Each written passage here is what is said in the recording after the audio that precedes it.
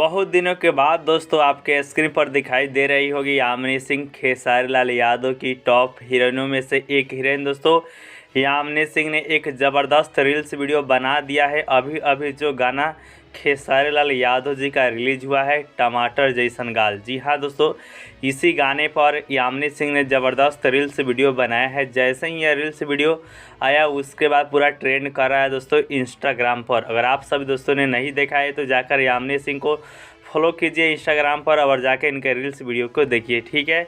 इस चैनल पर दोस्तों खेसारी लाल यादव जी के रिलेटेड हर एक पल का न्यूज़ सबसे पहले आप सभी दोस्तों के लिए लेकर हम हाजिर हो जाते हैं। अगर आप सभी दोस्तों को ऐसा ही इंटरेस्टिंग वीडियो देखना और सुनना पसंद है तो आप हमारे चैनल को ज़रूर से ज़रूर सब्सक्राइब कर लीजिए, क्योंकि भोजपुरी में जो भी न्यूज़ आएगा सबसे पहले इसी चैनल के माध्यम से इन्फॉर्म किया जाएगा दोस्तों, ठीक है। तो मिलते हैं खेसारी लाल यादव का नेक्स्ट न्यूज़ लेकर।